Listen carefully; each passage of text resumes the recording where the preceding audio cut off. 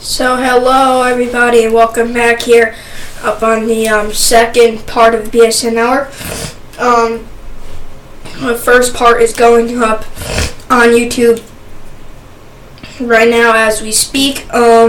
So we still got a lot of sports to talk to. But before I even say anything, tonight the Knicks play the Washington Wizards. We'll preview that game and we'll talk about their game yesterday. But before I even do anything, I'm going to say who I think is going to win for the Nets and the Knicks game. I think the Knicks will pull it out tonight. And I think the Nets, even though the Nets game starts at 7:30, I'm afraid I won't I'm afraid I will still be previewing. So I'm going to say I think the Nets will win tonight as well. I think the Nets have a chance. We'll talk more about that. But first, we're going to get into here talking about, if I can get it here, let me just pull up my online stopwatch so I could know when to, alright, here we go. So we're going to start talking about here Kirk Cousins. There's rumors that he goes to the Jets. Like I just said, there's a perfect fit. Josh McCown's a perfect fit there in New York. Well, we're going to run through some of his stats here. Tell you the truth, I really don't want Kirk Cousins to come to the Jets. And I really don't. I don't really want him to come to the Jets. And it's just because, I feel like he's still in this, he's getting to the stage in his career where he's getting not as good. But the thing here is the Jets already have Josh McCown. So I know you don't really usually use your backups that much, but if you already have Josh McCown, and if you actually use Hackenberg, you would be fine. Bryce Petty, we don't need him there next year. Throw him out. Hackenberg, I would like to see him there next year. I would like to see Hackenberg there next year. I really would. It would be interesting to see what he can do if he actually plays a game. Now, Kirk Cousins this year did His team did so. He went 7-9. So I think here Kirk Cousins could be a valuable asset for the Jets.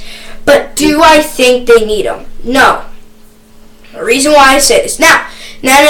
If you give away Petty and Hackenberg, there's a chance you might need Hackenberg. There's a chance you might need Cousins. Now, the only way I would like to have Cousins if you see Hackenberg out of there and you see Petty out of there, because then that will just have McCown. And right now, I think if you can pick up Cousins, you won't have to worry about picking up a quarterback in the draft. But there's so many good QBs in the draft. For example, Baker Mayfield. No one expects him to go picked up by the Browns, picked up by the Giants, or picked up by the teams before the Jets. No one's expected Bears or somebody pick him up. So the Jets here, they have a wide open. I say even if you do get Cousins, still pick up Mayfield. But I just don't think we need Cousins. And the reason I say this is because look at the year Josh McCown had. Best year. Look at his stats. Pull him up. Look at his stats from his first year to 2017. Look at it. 2017-2018 season. Look at his stats. Best year this year. I've already looked at his stats multiple times. I look at pretty much every player's stats I'm going to look at so I can write it on my phone and tell them all about it. So Kirk Cousins today, I knew I was going to talk about him. So I wrote it on my phone. Now, Kirk Cousins here is not the worst. He's not the best QB. He's obviously not the worst QB as well. He can do damage if he gets a few wide receivers. And the Jets here, they have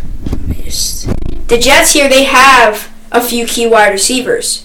The thing I'm going to say is you have McCown and you pick up, let's just say you have McCown, Hackenberg and Petty are gone. Let's just say that happens. And you pick up Mayfield in the draft. Is there a need for Kirk Cousins? No. Now, if Kirk Cousins come, you're probably gonna see Kirk number 1, Probably McCown number 2, which I don't agree. I think Kirk Cousins should be number 2. Because look at what Matt Cowan did this year. If it was not for his injury, this team could have maybe won 7 or 8 more games. Or 7 or 8 games, not more. Maybe he could have won more games if he never got injured. But that's another thing. A lot of teams don't want to come and play for the Jets as a QB because their offensive line is horrific. That's why a lot of players don't want to go for the Colts. It can end your career. 1, you can get injured, and 2, you could just be awful. I talked about this earlier. That with the Jets' offensive line, it's awful. Now, will Kirk Cousins fare well with that awful offensive line? Let me run through his 2017 stats. In 2017 summary, 16 games. He has a completion percentage at 64.3, which is not bad, not the best.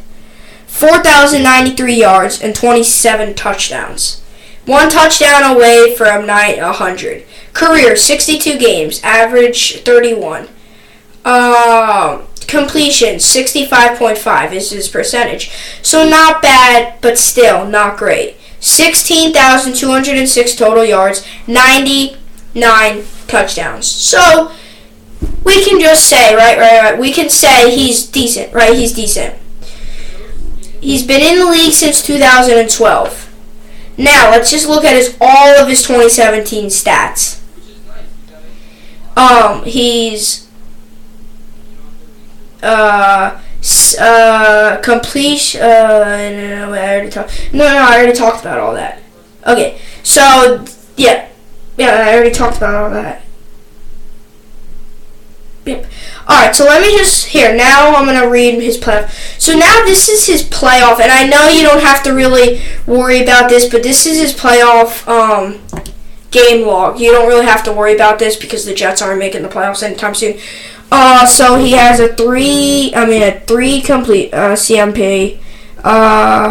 Wait, no. Never mind, no, I don't even need to read this. I don't even know why I wrote that down. Okay. So anyway, so as you can see, he's shown ability that he can do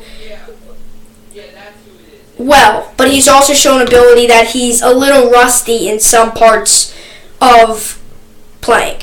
So what this narrows it down to is if the Jets pick him up, who do they pick up in the draft first round? Do they pick up a Baker Mayfield, or do they pick up because you'll probably still have Hackenberg next year. You might not have Petty, but you'll still have Hackenberg. Then who do you pick up in the draft? Then do you pick up a Saquon Barkley? Because that also comes in hand. Do you pick up a Saquon Barkley? It depends on who you want to pick up. And, here, I think the Jets would be better off without Kirk Cousins. 1, it's extra contract to pay. 2, if you can get your hands on possibly Baker Mayfield, I would take it. And 3, we don't really need him. We have McCown, Hackenberg. If we pick up Baker Mayfield, look at that QB. And I know the QB, all those overalls probably don't even equal Brady's, but that's good for the Jets. So I think here he would just be better off staying in Washington than coming to the Jets. I don't really want him to come to the Jets. Yes, he would be a little bit of an improvement, but still, he hasn't done that much this year. What has he done this year? Not really anything. Besides lead his team to 7 wins, which, McCown only led his team to 5 wins, but 2 of the games he was out, so he could have won both of those games. I think here, though, if you're going to give away Petty, then maybe if you're going to work out a trade with Petty, work out it with Kirk Cousins. Give away Petty for Kirk Cousins. I want to just pick up Kirk Cousins and not even trade a player. Just pick him up off of free agency. I want to do that. He's not that good to pick him up like that. I want to do that. Just because, I just wouldn't really do that because he just would, I think you kind of need to trade a player for him because he's, I don't know. So, when we come back, we're going to talk about the Georgia's win big, and we're going to talk about Alabama's win. They won big, and Clemson is done. Tough loss for Clemson and Oklahoma. All when we come back on the BSN Network.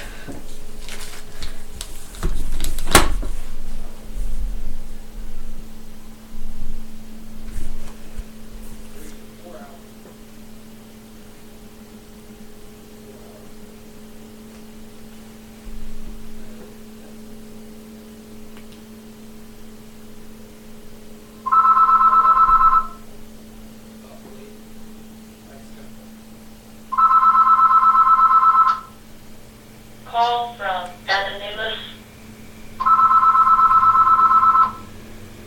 Call from Anonymous.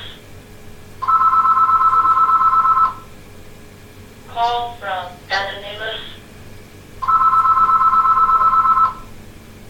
Call from Anonymous.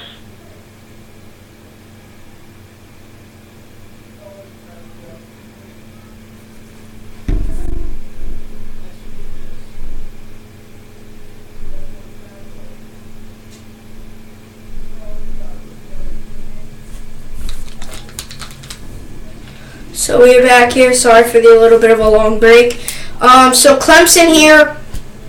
I know I'm a little late.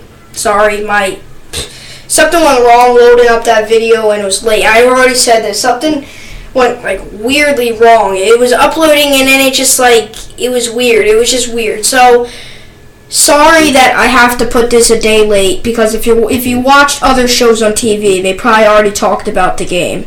But Clemson, obviously, we all know, lost 24-6, so it wasn't the greatest of. It was an ugly game for them, but for Alabama, it was a good game. Now Clemson here went out and they tried, and I said that in the beginning. I went 0-2 on my playoff picks. I did not do well at all, so sorry for that. I was going to pick Alabama, but then I said, Clemson, man, they might come out. Alabama might be, still Clemson. I don't know. So I picked out Clemson, and they lost. Now, the thing about Clemson, I said this before I even made my pick. I said, I said, before I even made my pick, so it's not like I'm saying that I was trying to make an excuse if I got it wrong. But I said this before my pick, that I don't know how Kelly Bryant's going to do in his first real playoff game. How will he do? How is he going to fare? Will he do good? I don't know. I said that he might struggle a little bit. Was I right? Yes, I was.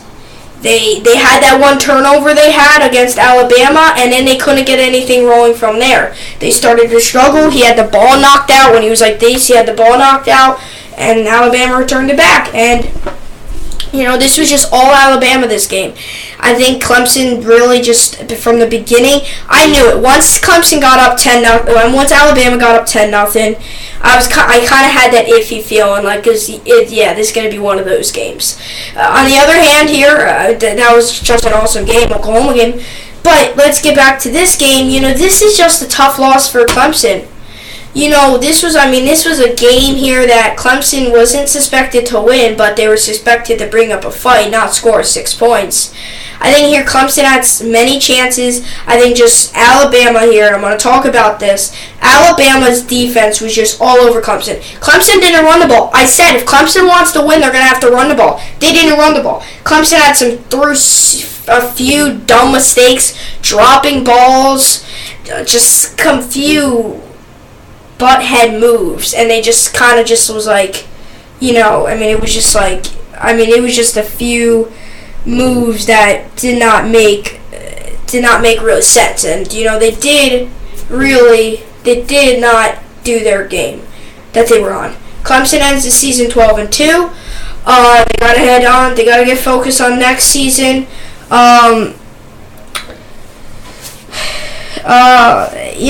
Clemson here, they had a good year. Next year they're going to have to look for it, but obviously I said in the beginning of the year, without Deshaun Watson, will they win it again? When they started off undefeated, I said, maybe they will, but no, they're not. They're not going to be able to win it again, and, it's tough. Alabama's guy did it last year. Jalen Hurts, he did it, but, that's also with that stellar defense of his. Well, no, he didn't do it last year. He went to the playoffs. But what can you do about it? Better luck next season. Hey, even to get a 12-2 record's good. It's obviously, though, frustrating that it's going to have to come to an end. and they probably obviously wanted to knock off. I mean, they were underdogs coming into the game. I mean, they were underdogs. They always are. Alabama's always favored, even if it's if they were playing the Browns, they would be favored, even though they lose. All right, so now we move to Alabama. What happened there? Alabama pretty much just took control of this game. Alabama's now, though, they have to, if they want any way to win that college football championship game, they have to. I mean, I'm serious. They have to stop Nick Chubb and Hassan Whiteside. They don't do that, or they don't stop I don't know if they're going to win it. That defense cannot allow Nick Chubb to run all over them like he did. That's why Oklahoma lost. Exactly like that. That's why Georgia almost lost, because they couldn't stop the run game. Run game is key in college. And I think here that this right now, the Alabama's got to get focused on this run game. They have to stop him. I mean, not even just Jake Fromm, and I'm not saying he's bad in any way. I'm just saying I think Nick Chubb right now is their most valuable asset to go with in that team right now. So I think if they want any way to win this game, Alabama, then they're gonna have to stop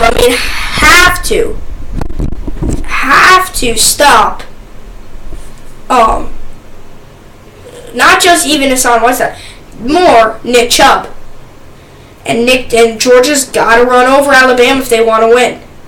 So Alabama obviously played one heck of a game. They do have their star linebacker who got injured in the game, so they do have their star linebacker out. So we'll see what happens there. But what can you do about it? I mean, a win's a win. But what can you do about it? They won the game. A win's a win, a loss is a loss, an injury's an injury. They just, this team right now, Alabama's got a tough game coming up against Georgia. Georgia is ranked higher in the standings, but obviously Alabama is a little bit higher grade team, I think. But, there's a chance Georgia wins. I mean, sure. You never know what's happening in these college games these days, especially in the NFL. I mean, especially in college, you never know. I mean, these games, it could be like, you never know. Exactly what look at Clemson. They almost won it. Look at Clemson. They were, they were suspected so much. Number 1 versus number 4, they didn't even win.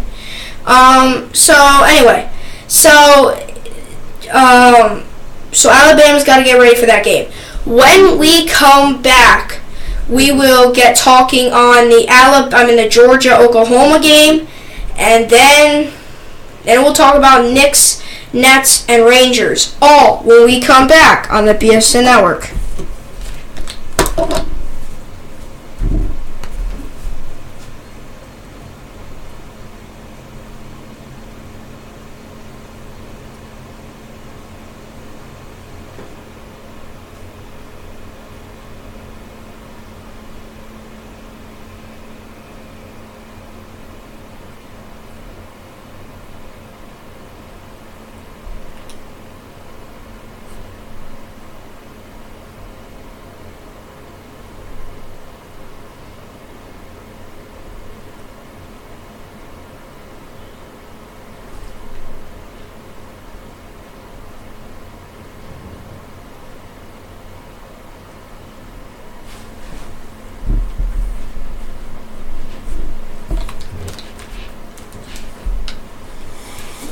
So we are back here by the stadium. Oh my God.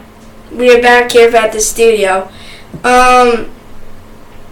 So the Oklahoma Sooners lose 54-48 against Georgia. Oklahoma here did not play a bad game. They played a very, very hard-fought game. They played tough. They did not get out of there without a fight. They did play hard. The one thing I have to say, though, about this team is Baker Mayfield reminds me so much. Before I even say that, one thing about this team here, next year I don't know how they're going to be. One thing I have to say is because all of their players are going to be gone. Baker Mayfield's going to be out of there. What's that team going to be like? Back to what I was going to say.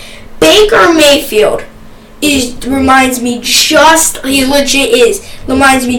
like Tom Brady. And you might think to yourself, how? How did they remind you? Because look at Tom Brady. He did make that comeback in the Super Bowl. But you notice in that Super Bowl 51 last year, when he got down on himself, when Baker Mayfield gets down on himself, he's awful. When Tom Brady gets down on himself, he's awful. They start to stress out. That's why they remind me and that's why they lost. Also, a little bit bad play calling by Oklahoma head coach, and you don't see that a lot out of him. He's a very good coach, but who calls on a 3rd and 2 to go pass it? One thing I have to say, obviously you do believe in your Baker Mayfield, but he's struggling in the game. He's not really doing his best at the end of the game, and now all of a sudden he's struggling, and you don't decide to run it with Freeman, who had 2 touchdowns at the end of the first half, and that doesn't make sense to me. You should just run it. They could have won that. What an amazing block kick by Georgia, though. Georgia, what a game. Georgia deserved to win that game. They really did. I know that a lot of people thought Oklahoma should have just won it, but a lot of people are blaming it on the kicker. It's not the kicker's fault. He kicked the ball perfect and he blocked it. What can you do about it? Everybody's blaming it on the kicker. It's not a missed kick. It's a blocked field goal. Counts as a missed kick, but technically it's a blocked field goal. So, obviously, Oklahoma did not play a bad game. I do have to say, though, that I do give it more to Georgia. Even if Oklahoma won this game, Georgia stayed in it. They fought hard. Georgia deserved to win. OT was all Georgia. I don't think Oklahoma even showed up in OT. Even though they scored the points. Even though that, still, I don't even think. But Oklahoma. Why don't you get when you have the coin toss, why do you put your defense out there? It's not the NFL where you stop them. It's not like you have to kick it off. They get the ball on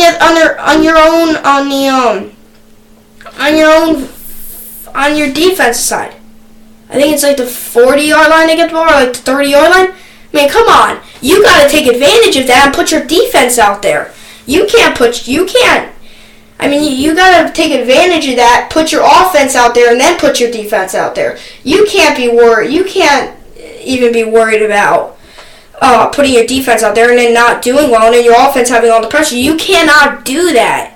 That's what OT is all about. You win the coin toss, you get the ball. I don't know. Now for the Georgia here in this fourth quarter. In this OT, absolutely dominated. Georgia, like I said, they're going to have to run with Nick Chubb and try to get Alabama's defense on their heels. Now, I'll have that podcast for you on Monday, regular podcast. So, pretty much here, Georgia is a very, very, very well-coached team. They know what they're doing. Georgia has a chance to win this game. Obviously, they're huge underdogs. The one thing Georgia's going to have to do, they're going to have to run it with Nick Chubb. Not only run it with Nick Chubb, they're going to have to get some deep balls and try to get Fitzpatrick and some of the other cornerbacks on their heels. Because if you get Alabama on their heels, they're almost like the Patriots. They just start to struggle. It shows their struggle. So, you just have to make sure that if you can get up early on Alabama, you'll be pretty good to win that game. Especially if you can put your defense out there first, control the tempo, do that. And then you can win it. Because you can win it with an amazing QB, and you can win it with an amazing QB and a running back that could have won the Heisman. Things like that could win you a game. And that's why they're in the national championship.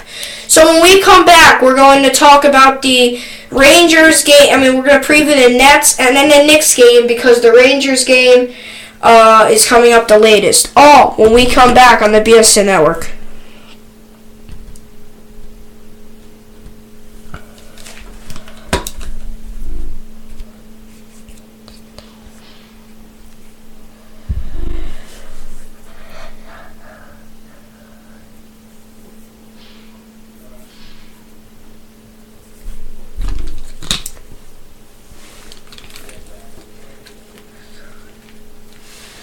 So we are back here on the BSN Network. With the Rangers here played tonight. They had a big win against Buffalo. That was an awesome game to watch. What a fun game. Winter Classic. I mean, you cannot set it up better. An amazing. I mean, it was just, and it's not Robin Leonard's fault at the end of the game. It wasn't his fault. I mean, that was a perfect shot right off the pad of Robin Leonard, and JT Miller's there just to whack it in the net. I mean, what can you do about it? I mean, it's not Robin Leonard's fault. He made a save, just JT Miller's right there, and there was no one there. I mean, there was absolutely no one. He could have went back.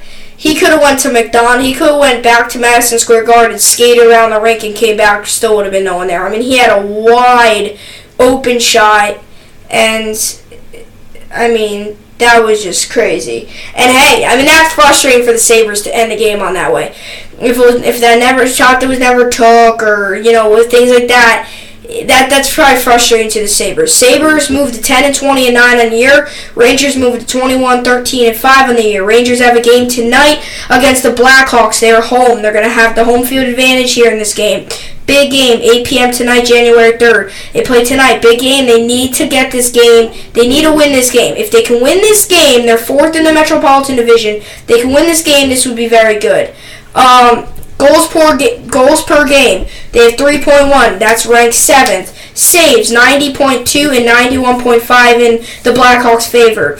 Power play goals, 24.0 and 22.0. Rangers in their favor. 316.0. Ranked 25. 315 penalty minutes. So Rangers have more.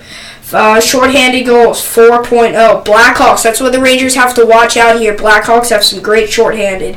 And shutouts, Rangers have 3, and Blackhawks have 2. So definitely Rangers here know they can get a shutout. Henrik Lundqvist coming off of a good game. He goalied very good against the Sabres. Sabres brought up a fight in that game. Henrik Lundqvist had some few good saves there at the end.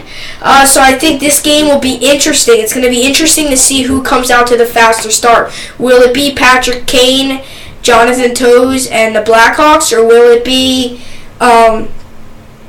Matt Zuccarello and Henrik Lundqvist of the Rangers? We will see who comes out. Biggest.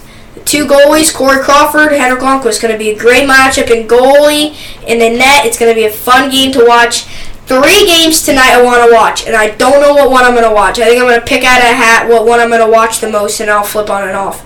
I got the Kentucky Wildcats game at 8:30, my favorite college basketball team. Got the Cavaliers Celtics game, and then I now got the Rangers and Blackhawks game. I'm a Rangers fan, and I'm a Kentucky Wildcats basketball fan. So I guess I'll go for them too. I mean, Cavs, Celtics. I like to watch basketball. I like to watch the NBA. My favorite team is the Nets, but I don't think I'm going to be watching the Nets game that long because I want to turn on to some of these games that actually have maybe more energy in the game and much funner to watch. So yeah, a lot of games on tonight. I think the Rangers will be able to pull this one out. I think they will. I think they'll be able to come out, win this game. I think they're going to win it 3-1. I think they're just going to come out exploding. I think the Blackhawks might get try to chip away. I think it's going to be like 1-1 by the end of the second period, and I think the Rangers are going to come out storming third period, which is pretty much their good time to come out. So when we come back, we're going to talk about here. We'll preview the Knicks game. We'll preview the Knicks game because that game has already started. And then we'll talk about the Nets game, when we come back.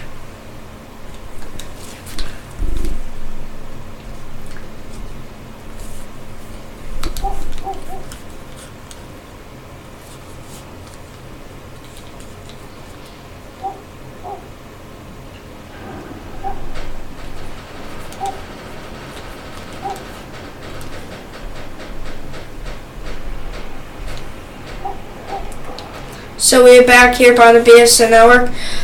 So the Knicks here lost against the Spurs last night, 191. I don't know really what happened. I was watching that game. It was ugly. It was absolutely ugly.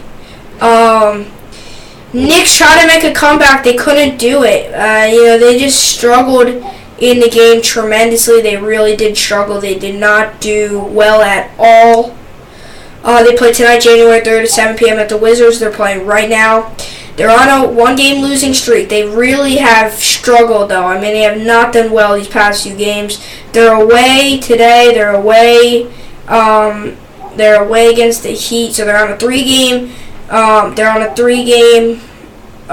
Away stand, and then they're home again, and then they're back away against the Timberwolves, and they're home again for the Pelicans, and then they're back away for the Nets. So, obviously, the next games are going to be mostly of them away. And the Knicks were spoiled with home games in the beginning of the year. They really were spoiled with home games, especially near Christmas.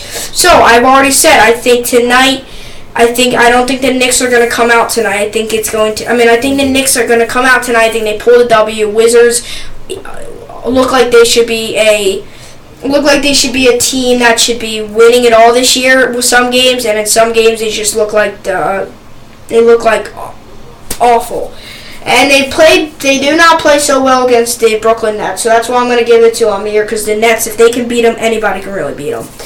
So when we come back, we're going to preview the Nets game. We'll actually keep the Nets game right here.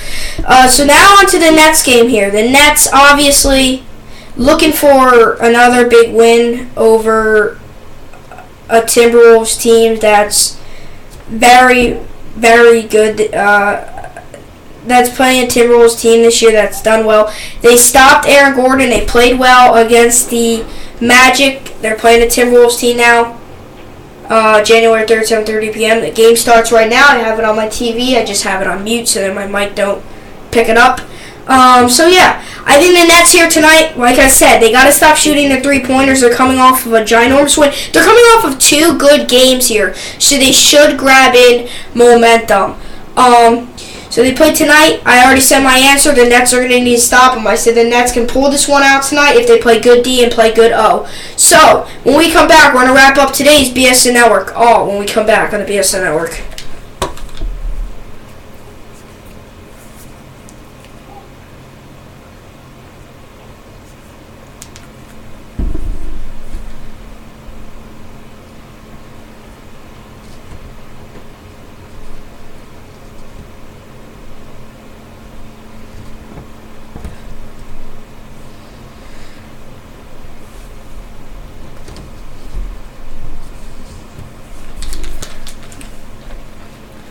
So we are back here on the BSN Network. Thank you for watching today's video. Hope you liked it. Hope I covered any questions anybody had who watches this. Part 1's coming up now.